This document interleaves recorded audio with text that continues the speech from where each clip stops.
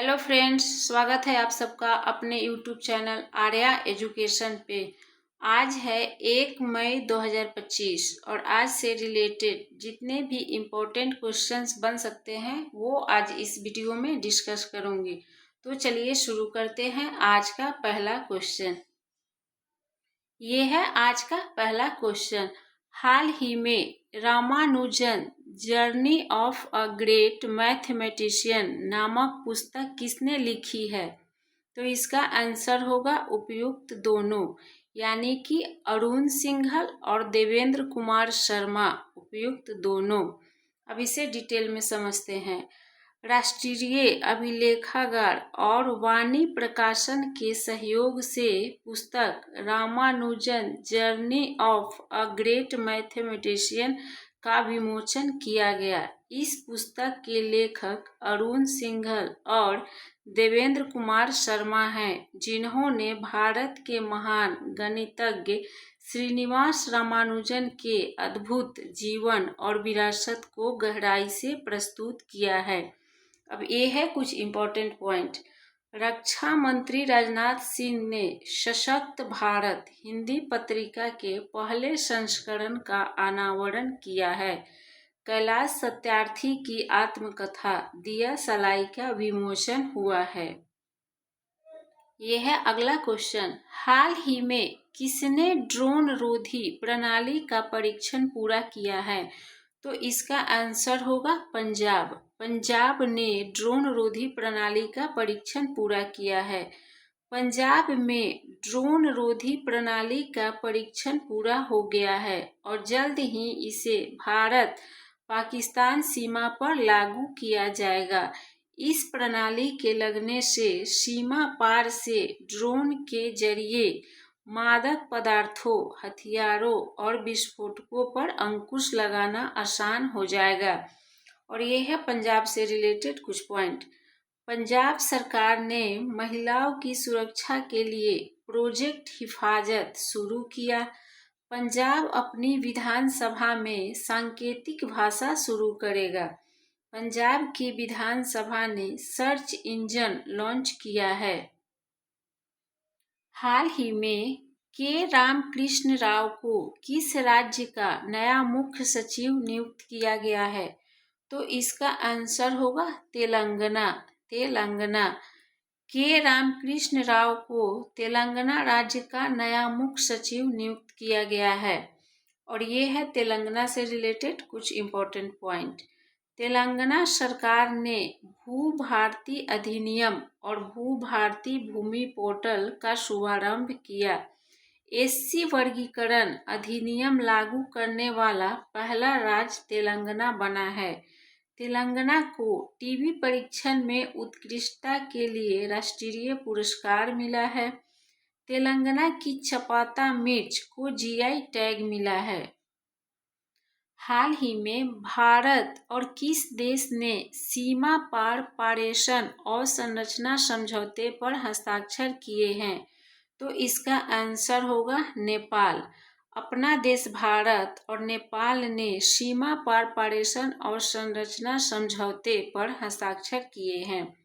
भारत और नेपाल ने सीमा पार बिजली पारेषण और संरचना विकसित करने के लिए एक समझौता ज्ञापन पर हस्ताक्षर किए हैं, जो नेपाल से बिजली की निकासी और भारत को इसकी आपूर्ति को सुविधाजनक बनाएगा। नेपाल में 26वें फ्लोरा एक्सपो का समापन हुआ है। घोड़े यात्रा समारोह का आयोजन नेपाल में किया गया। भारत और नेपाल के सुप्रीम कोर्ट के बीच न्यायिक सहयोग बढ़ाने के लिए समझौता हुआ है। नेपाल की संसद ने इलेक्ट्रॉनिक कॉमर्स विधेयक पारित किया है। हाल ही में आयुष मंत्रालय ने कहाँ राष्ट्रीय आयुष मिशन सम्मेलन आयोजित करेगा? तो इसका आंसर होगा लोनावाला। आयुष मंत्रालय ने लोनावाला में राष्ट्रीय आयुष मिशन सम्मेलन आयोजित करेगा। आयुष मंत्रालय 1 और 2 मई को महाराष्ट्र के लोनावाला में राष्ट्रीय आयुष मिशन सम्मेलन आयोजित करेगा। इसका उद्देश्य भविष्य में भारत में आयुष आधारित स्वास्थ्य सेवाओं के लिए एक राष्ट्रीय मंच के रूप में कार्य करना है। हाल ही में इंडिया सेमीकंडक्टर मिशन का नया मुख्य कार्यकारी अधिकारी किसे नियुक्त किया गया है? तो इसका आंसर होगा अमितेश कुमार सिन्हा। अमितेश कुमार सिन्हा। अब इसे डिटेल में समझते हैं। अमितेश कुमार सिन्हा को इंडिया सेमीकंडक्टर मिशन का नया मुख्य कार्यकारी अधिकारी नियुक्त किया गया है। उन्होंने सुशील पाल का स्थान लिया है। इंडिया सेमीकंडक्टर मिशन को वर्ष 2021 में इलेक्ट्रॉनिकी और सूचना प्रौद्योगिकी मंत्रालय के तत्वावधान में कुल 76,000 करोड़ रुपए के वित्तीय परिव्यय के साथ लॉन्च किया गया था। यह देश में अस्थायी अर्धचालक और प्रदर्शन पारिस्थितिकी तंत्र के विकास के लिए व्यापक कार्यक्रम का हिस्सा है। हाल ही में अंतर्राष्ट्रीय नृत्य दिवस 2025 कब मनाया गया है? तो इसका आंसर होगा 29 अप्रैल।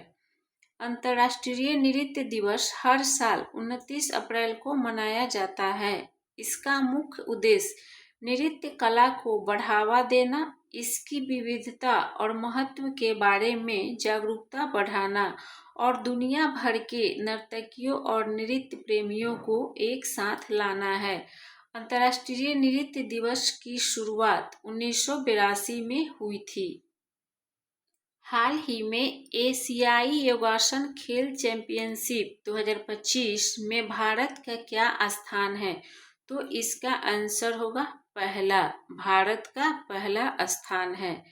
भारत ने एशियाई योगासन खेल चैंपियनशिप 2025 में कुल 87 पदक, जिसमें 83 स्वर्ण, 3 रजत, 1 कांस्य जीतकर पदक तालिका में पहला स्थान प्राप्त किया है।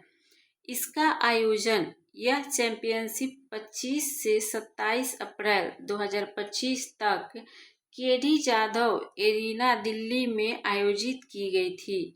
यह दूसरा संस्करण है। पहली एशियाई योगासन खेल चैंपियनशिप 2022 में हुई थी। इसका आयोजन थाईलैंड के बैंकॉक में हुआ था। विजेता भारत था। हाल ही में आईपीएल का दूसरा सबसे तेज शतक लगाने वाले सबसे युवा खिलाड़ी कौन बने हैं? तो इसका आंसर होगा वैभव सूर्यवंशी। आईपीएल का दूसरा सबसे तेज शतक लगाने वाले सबसे युवा खिलाड़ी वैभव सूर्यवंशी, जो कि बिहार से हैं, जिन्होंने 35 गेंदों में 7 चौके और 11 छक्कों की मदद से शतक पूरा किया है। वह मात्र 14 साल 32 दिन की उम्र में आईपीएल में शतक लगाने वाले सबसे युवा खिलाड़ी बने हैं। उनका शतक आईपीएल इतिहास में दूसरा सबसे तेज शतक बना। पहले स्थान पर क्रिस गेल हैं। हाल ही में एयर इंडिया एक्सप्रेस का नया अध्यक्ष किसे नियुक्त किया गया है? तो इसका आंसर होगा निपुण अग्रवाल। निपुण अग्रवाल को एयर इंडिया एक्सप्रेस का अध्यक्ष नियुक्त किया गया है। अब इसे डिटेल में समझते हैं। एयर इंडिया के मुख्य वाणिज्यिक अधिकारी निपुण अग्रवाल को एयर इंडिया एक्सप्रेस का नया अध्यक्ष नियुक्त किया गया है। एयर इंडिया एक्सप्रेस भारत की एक प्रमुख कम लागत वाली एयरलाइन है, जो एयर इंडिया की पूर्ण स्वामित्व वाली सहायक कंपनी है। इसकी स्थापना 29 अप्रैल 2025 को हुई। इसका मुख्यालय हरियाणा के गुरुग्राम में है। तो ये रहा आज का करेंट अफेयर्स, जो आपके सारे एग्जाम्स के लिए बहुत ही इम्पोर्टेंट है। तो फिर मिलते हैं अगले वीडियो में।